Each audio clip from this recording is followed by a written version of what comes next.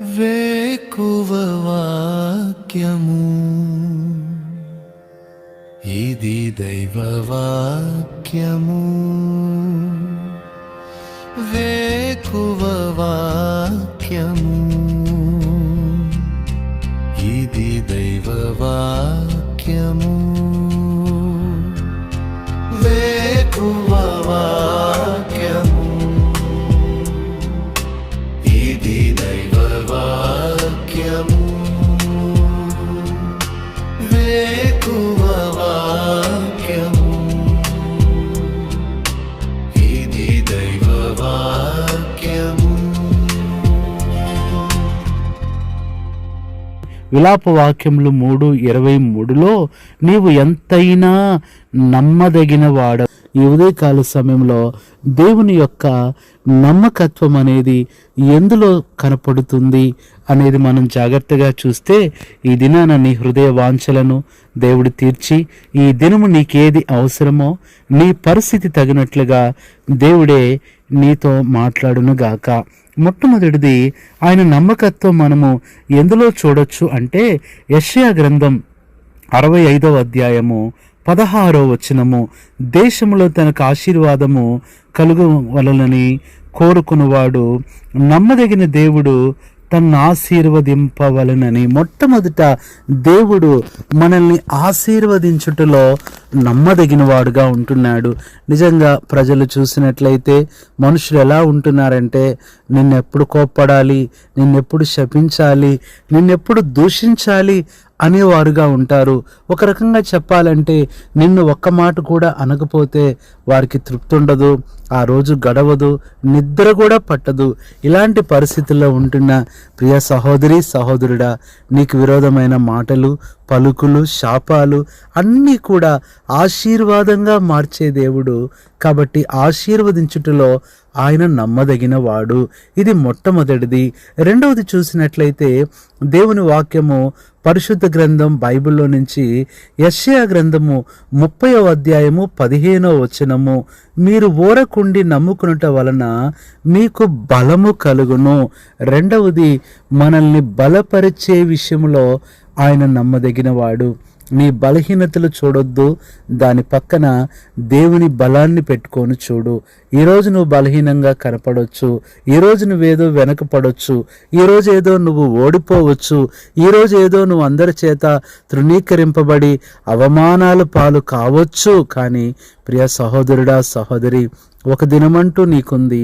దేవుడు నిన్ను బలపరిచేవాడుగా ఉంటాడు. ఇది రెండవది.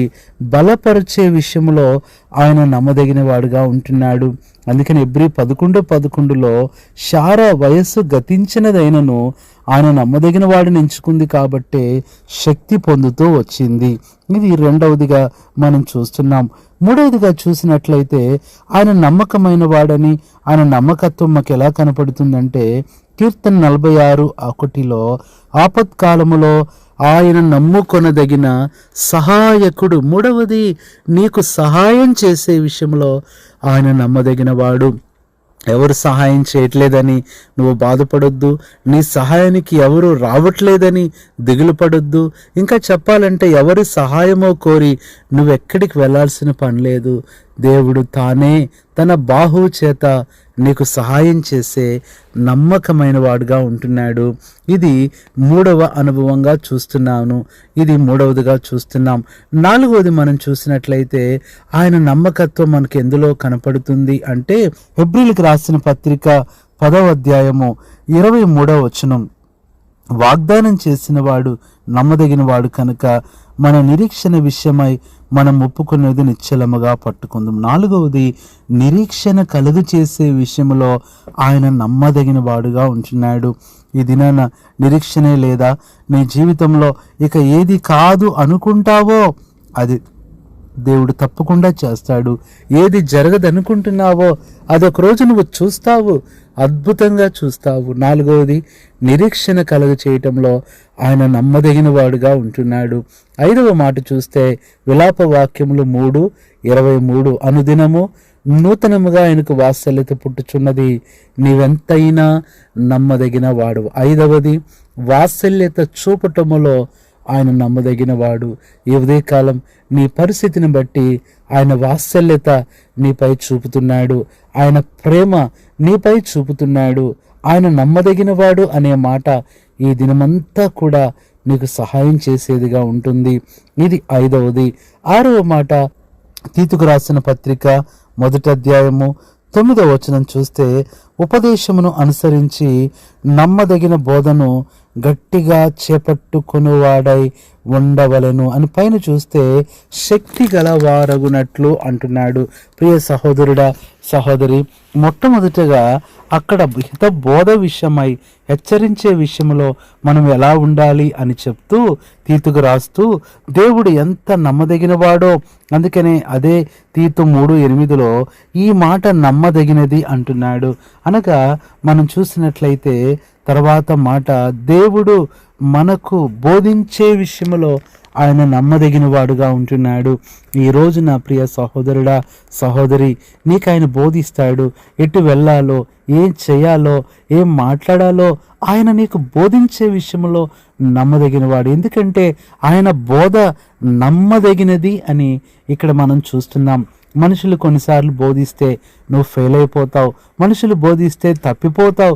కొన్నిసార్లు విద్యార్థులు కూడా అర్థం కాని సబ్జెక్టు చదువు ఏదన్నా ఉంటే ఎంత టీచర్స్ చెప్పినా నీకు అర్థం కాకపోతే నువ్వు చెప్పాల్సింది, ప్రభువా నీవే నాకు బోధించు, నువ్వు గొప్ప బోధకుడు అని చెప్పినప్పుడు నమ్మకంగా ఆయన నీకు బోధించేవాడుగా ఉంటున్నాడు. చివరిగా మనం చూసినట్లయితే ఏ విషయంలో ఆయన నమ్మదగిన వాడు అని మనం చూసినట్లయితే దేవుని వాక్యంలో 1 యోహాను 1:9లో మన పాపములను మనం ఒప్పుకుని ఎడల ఆయన నమ్మదగిన వాడు, నీతిమంతుడు. మనల్ని క్షమించే విషయంలో ఆయన నమ్మదగిన వాడు. ఈరోజున చాలామంది ఏదన్నా నువ్వు చిన్న మాట అన్నా, పొరపాటు చేసినా నిన్ను క్షమించినట్లు క్షమించి అది మరలా మనసులో ఉంచుకొని మరలా నిన్ను ద్వేషించి ఇబ్బంది పెట్టే పరిస్థితులు ఉంటాయి. కానీ దేవుడు ఎంత నమ్మదగిన వాడంటే క్షమించేసి ఆయన పూర్తిగా మర్చిపోయేవాడుగా ఉంటున్నాడు. ఇంత గొప్ప నమ్మదగిన దేవుడు ఉన్నప్పుడు ఇంకా ఎందుకు దిగులు పడుతున్నావు, ఎందుకు భయపడుతున్నావు? ప్రియ సహోదరి, సహోదరుడా, లోకాన్ని, మనుషుల్ని, పరిస్థితుల్ని దయచేసి నమ్ముకోవద్దు. ఎవరెప్పుడు ఎలా మారిపోతారో, ఏ పరిస్థితి ఎప్పుడు ఎలా మారిపోతుందో నీకు తెలియదు. ఆయన ఒక్కడే నమ్మదగిన వాడుగా ఉంటున్నాడు. కాబట్టి ప్రియులారా, 7వది మనం చివరిగా మనం చదువుకున్న వాక్యంలోనే ఆయన దుష్టత్వం నుండి మిమ్మల్ని కాపాడుటకు నమ్మదగిన వాడు. ఈ 7 నమ్మదగిన దేవుని యొక్క నమ్మకత్వాన్ని ఈ దినమే నీ జీవితంలో నువ్వు చూస్తావు. విశ్వాసంతో ఉండు. ఆయన నమ్మకత్వమే నీకు విజయాన్ని ఇస్తుంది. ఆయన నమ్మకత్వమే నీకు గొప్ప శక్తినిస్తుంది. అలాంటి నమ్మదగిన దేవుడు ఈ 7 అనుభవంలో మీకు సహాయం చేయనుగాక. పరిశుద్ధుడైన తండ్రి, ప్రభువైన యేసుక్రీస్తు నామంలో నీ పాదములకు వందనాలు, స్తుతులు, స్తోత్రములు చెల్లించుకుంటున్నాం. ఈ యొక్క ఉదయకాల సమయంలో ప్రభువా, వేకు వాక్యం ద్వారా మాతో మాట్లాడుతూ వచ్చినందుకై లెక్కలేని వందనములు చెల్లించుకుంటున్నాం. ప్రభువా, మీ యొక్క వాక్యము మరెంత నమ్మదగినదో కూడా మాతో మాట్లాడుతూ వచ్చారు. ఈ మాటలు వింటున్న ప్రియులందరినీ జ్ఞాపకం చేసుకొని మీ నమ్మకత్వాన్ని బట్టి వారికి సహాయం చేసి నడిపిస్తూ రమ్మని, మహిమ పొందమని ప్రభువైన యేసుక్రీస్తు నామంలో ప్రార్థిస్తున్నాము తండ్రి, ఆమేన్. మన తండ్రి అయిన దేవుని ప్రేమ, మన ప్రభువైన యేసుక్రీస్తు కృప, పరిశుద్ధాత్మన్యుని సహవాసం మనందరికీ సదాకాలం తోడై ఉండి నడిపించునుగాక.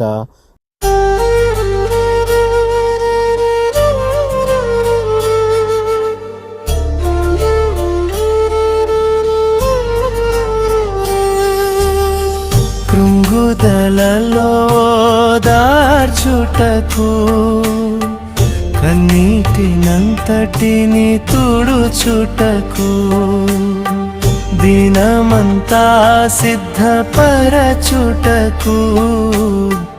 దైవ చిత్తం గ్రహించుటకు.